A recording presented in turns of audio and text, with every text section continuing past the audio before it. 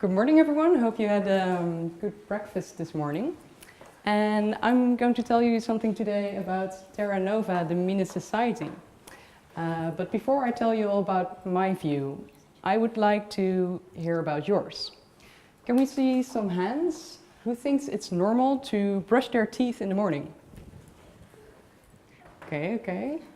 Someone I don't want to sit next to right now. And then I wonder, who thinks it's normal that people with a higher education get paid more than people with lower education? Already? And who thinks it's normal that countries have borders? Well, and who thinks it's fair that 1 out of 6 people doesn't get to afford a toothbrush? Who thinks it's fair that the family or the country you happen to be born in decides if you have access to higher education or to a toothbrush? What is normal is often not the same as what is fair. And well, this Creative Mornings theme is compassion. And I believe that for true compassion that is not belittling or condescending, we need to question ourselves, what is fair? Because as long as we view something as normal, we keep on, well, sticking to the same thing. We just accept it and we no longer wonder about it or question it. And if we do not question, we do not change. But then, how do we find out what really is fair? Knowing we always see the world from our own perspective and from our own normals, so to say. Well, my mother, she found a way. She didn't exactly create world peace, but she did create peace at home. Because when I was younger, I used to have a strong focus on fairness, but mostly fairness for myself. So in competition with my 2-year older brother, I would always check if I wasn't getting the lesser option. And to settle these debates at home, my mom said, if there's something to share, for example, a cake, one of you gets to pick, no, one of you gets to split, and one of you gets to pick. Simple as that. Because if you don't know what piece you end up having, you better make sure they're equal. And imagine a world working like this. If you don't know whether you will end up in the Western world, if you don't know if you'll end up having a head start, then you better make sure there's great education and healthcare for everyone. Because what if you end up in the side without? You better make sure there's cake for everyone. And as long as questioning ourselves like this is not a common practice, I think we should stimulate dialogue and creativity and research on how to make fair the new normal. But just like normal is not a fixed thing, nor is fairness. Because as the world keeps on changing, we should actively keep on exploring what we want it to be. And now ironically, in the real world, usually the people who get to split are also the people who get to pick first. So how do we deal with that? How do we make sure that everyone can take part in exploring how we want society to work? Well, that's exactly what I wanted to design something for. So I made a discussion tool together with hundreds of children and teachers, and it's called Terra Nova Mini Society. And along the storyline of an island, players discuss societal issues. The game asks you to let go of the world as we know it right now and imagine what it could be if anything were to be possible.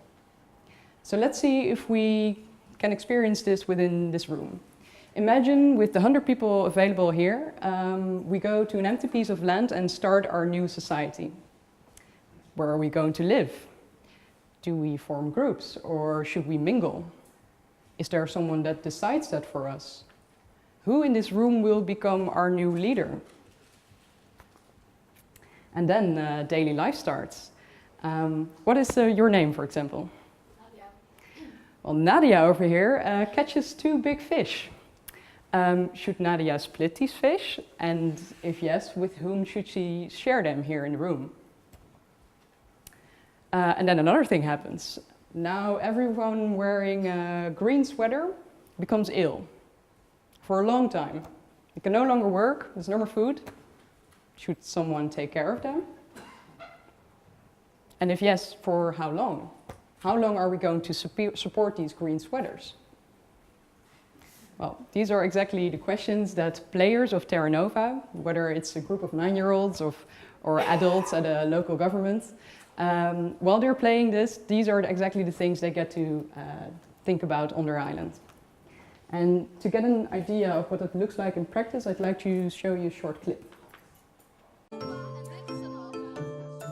Een eilandbewoner heeft 2 vissen gevangen. Mag ze zelf houden of moet ze delen? Als jij ze zou verdelen, hoe zou jij ze verdelen? Ik zou gewoon eerlijk verdelen, want ja, we werken toch samen en dat is gewoon beter voor iedereen. Het kan zijn dat sommige mensen denken van, nou ik krijg toch wel vis, dus ik kan net zo goed niet gaan werken.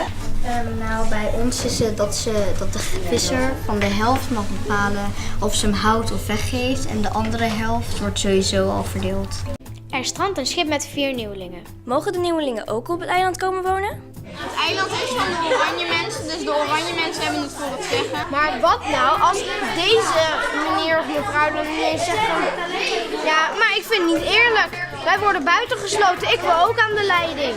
Ze horen gewoon bij de rest, maar ze zijn wel gewoon bij elkaar. Maar ze moeten gewoon de rest doen wat de normalen ook doen, ja? Yeah, agreed. So I'm wondering what our little society over here would do in the situation we just saw. Let's say we have 30 newcomers coming in. Would we stand up and redivide our seats? Or would you say, well, I signed up in time, I was here early, this is my seat? Will we redivide our resources, or is it first come, first serve? And in the meantime, there's a huge queue at the bathroom and there's no more warm coffee available. Well, you're all sitting so very comfortably, so I won't call in the newcomers. But I can tell you what players, both adults and children, often say. They say that these orange people, that were here first, all of you, so to say, that they get to decide the rules because, well, yeah, they were here first. And then I asked them, are these orange and blue people, are they equal then? The answer is mostly yes. But then further on in the game, there are situations where the blue people, for example, want to host a tradition that is also really noisy. Or maybe you make a mistake and trespass the law that you made on your island. In that case, it's always the orange people deciding the fate of the blue people. So are they then truly equal if orange decides over blue? And if they're not in the beginning equal right away, then you can still ask, can blue ever become orange? Even if they're not the same, can they ever become the same color?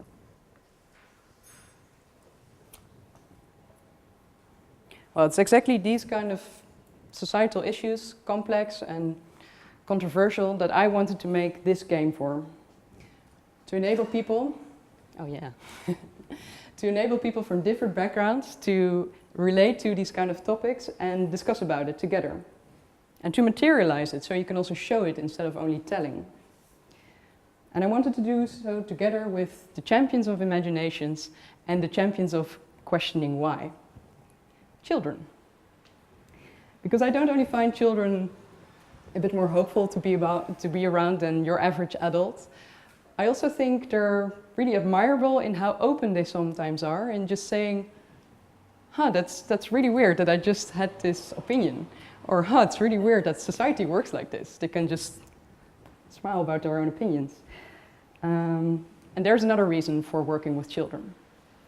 Because people often ask, how did you realize this project? But I think there's a step before that. There's finding the need. And that's where the children come in. Because 4 years ago, I was studying at the Design Academy in Eindhoven, and I was in the middle of the process of looking what the function of, or what the value of design could be for society. And I was a bit conflicted because before I started at the Design Academy, I enrolled for studying medicine. And I love the idea of medicine, that you're always helpful and needed in a way. Whereas, well, many of this in this room probably know that the creative sector is maybe sometimes seen as less essential, and you're always offering your services rather than always being needed. So I was looking for that need, but one of the things that in the end got me to go to Design Academy after all was my father saying, who is a doctor, saying, well, if you end up in that world, there will be so many protocols that you will never find your own way. So I ended up at the Design Academy, but still I was looking for the need. And then there we are, it's the last project before graduation. We come in, there's a new topic, they tell us, students, the topic is harvest. Now go into the world. And then we were free to pretty much design anything. And I thought, harvest, looking for society, what it could do. And I thought, oh, well, youth is society's harvest, and education. Because if we care for our youth and education in a certain way, if we invest in it, we will see it back in society later on. And so, well, youth and education, that's where my research started. But one thing stood out, because right now in education, there's a strong focus on learning the one way that things should work in the world. Whereas maybe there's much more crazy things to do in school and maybe wonder about how the world could work, but it's not right now. And well, next to that, there's actually an opportunity in schools, I think, for diversity. Will you ever be with so many people from a different background in one classroom ever again? Probably not. The older you get, the more specified your track turns out to be. So, what if we use that? What if you create a moment in schools where you broaden and enrich each other's perspective on the world? And if you don't just learn about how society works, but also get the chance to think of our own rights and wrongs and maybe question how society is working right now. And lastly, with some space for other qualities than what you see right now in tests. So for example, for your final primary school test, it's no use to be creative, to be empathetic, or to have problem-solving skills. It doesn't give you anything in your test, but it sounds really important for future society. So I contacted the maker of the documentary that made me feel this way, and she turned out to be a teacher. And I knew that if I wanted to make something that had to fit within schools, it had to fit to their needs, because schools are already overloaded with so many things. So I asked her, I want to make something for all of these things, what do you still need a tool for? And then she said, well, yes, there's something. Citizenship education. It's required by law since 2006 for all schools in the Netherlands. And it was once invented as the solution for our individualistic and polarizing society. But it's not really coming off the ground yet. And there's actually 3 reasons. It's abstract. Well, the topics that you have to get into for citizenship education, both for the students and for the teachers, they're hard to relate to. It's about, for example, participating in pluralistic society and teaching, for example, a 7-year-old a democratic attitude. How would you do that? Next, it's yet another thing. From food education to sustainability, there's so many extra topics on top of the existing topics that teachers have to take care of. And lastly, it's challenging. Who wants a conflict in their classroom? Many teachers don't feel properly equipped to talk about these societally controversial topics in class. And then looking at these reasons, can you imagine solving these things without including the people that are actually experiencing these things? Well, I didn't think so. So, instead of designing for children, I tried to design with children. And that looked pretty much like this. Claiming their lunch break and having them come over with their juice boxes and their sandwiches, trying out different prototypes. going into neighborhoods and joining after-school programs, and sometimes stealing an hour of the lesson program, just brainstorming and feedbacking ideas. And there's something else. There's, of course, another main user, and that's teachers and school leaders. They work with these kind of things, and they give such a rich insight on what's already happening in schools right now, and on what they need. So, together we made Terra Nova answer those three, well, obstacles in a way. First one, it's abstract. Well, here you have societal issues translated to something anyone can relate to without prior knowledge. It's yet another thing. Okay, so then we have 60 questions developed already with game material that guides your discussion, and you can start tomorrow. And lastly, it's challenging. Well, this is a meta game, meaning that you're not one of the islanders. You're a player who together guides the island. And as players, you're all equal. Next to that, there's space for different perspectives, and the game doesn't tell you what's right or wrong. Well, now, of course, it's appealing to say, boom, we solved it. But we didn't, because that's not really how it went. This was only just step one. And then came step two. And the first challenge right away was the material, because it started all out with this version. And I thought it would be so cool to offer kids material that they could truly shape. So I ordered pieces of latex sheets from a dodgy SM website, and I put it over wood and filled it with sand and iron pieces, and then put magnetic ponds on top of them, and it was awesome. But there was also kids with scissors, and once I've seen these, I had nightmares of exploding islands, so I had to desert this idea.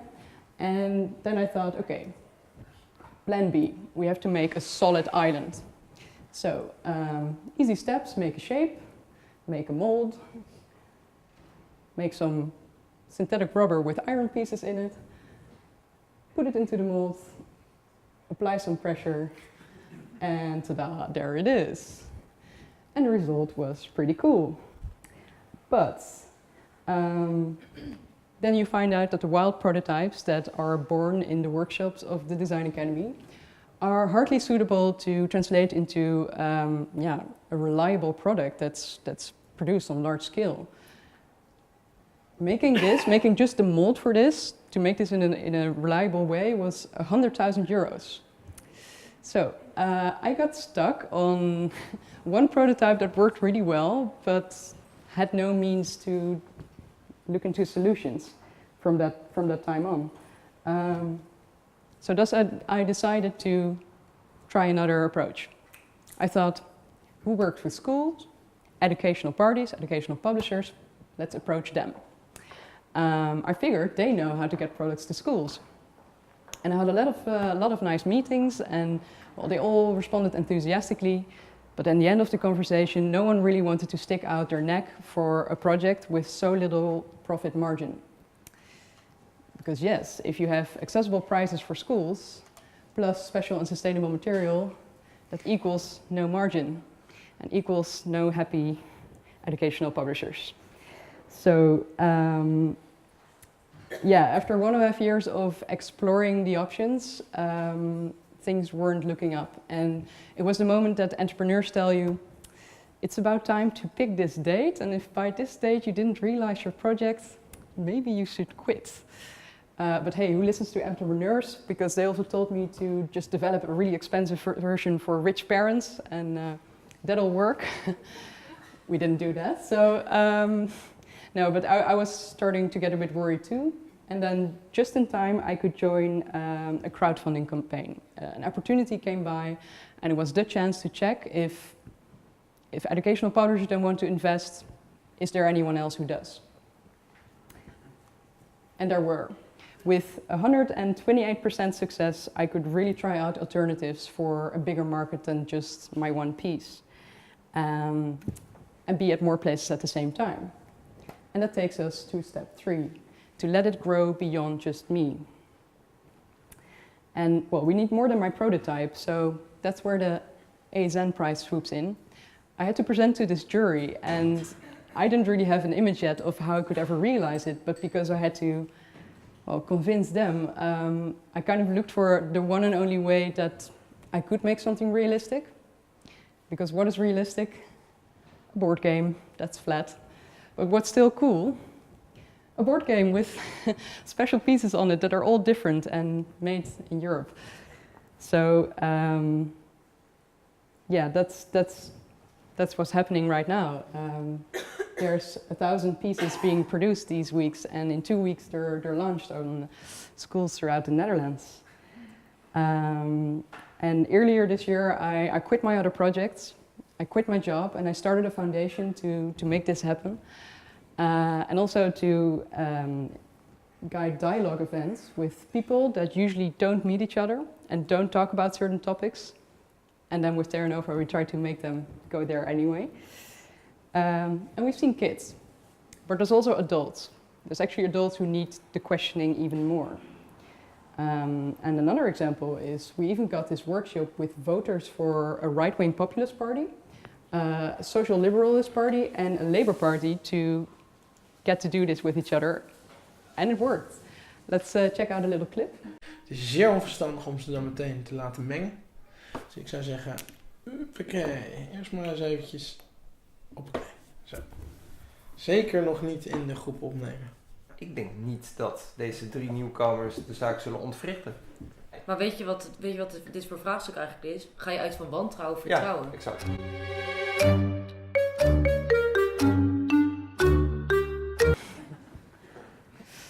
Yeah, we took 4 hours to build our island, but in the end we found a way.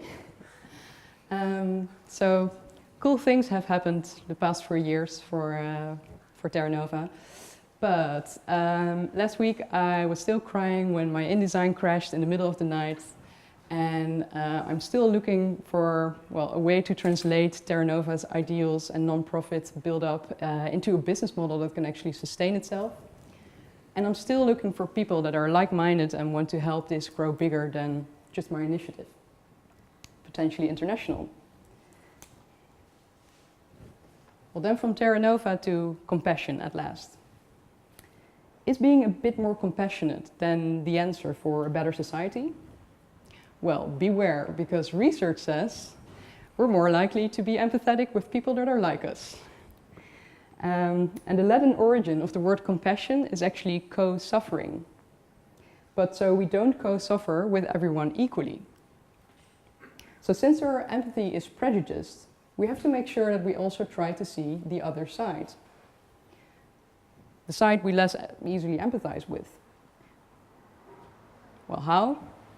Here's one last example. 3 years ago, I was at a school, and these are all kids from fairly higher educated parents, and they pretty much know what the socially accepted norm was. So, when the newcomers came to their island, they said, sure, you can stay here, you're welcome. You can have a camp and a tree, and here's some coconuts. Yeah, all set. And so they thought, until one girl said, what could the disadvantages be? What could be the downsides of this? And then she said, if we put them over here separately, with their own things, so their own camp and their own tree and their own resources, they will never get to know each other. And if you don't know each other, you're more likely to get war because you can't understand each other. So they should, from the beginning, latch on with the other ones and just go coconut catching together, go fishing together. Well, yay 11-year-olds. But the notion behind this is that we should actively organize something in order to get to know each other. It doesn't just happen by itself. Well, because what's normal is not universal, and what's normal is also not for forever. So let's challenge our own and each other's normals, because as creatives we have the power to do so. And that's actually relevant anywhere. As citizens of the world, but also in the smallest societies that we know. In our neighborhoods and at work and at home. So I propose, let someone else cut the cake for once. That was it.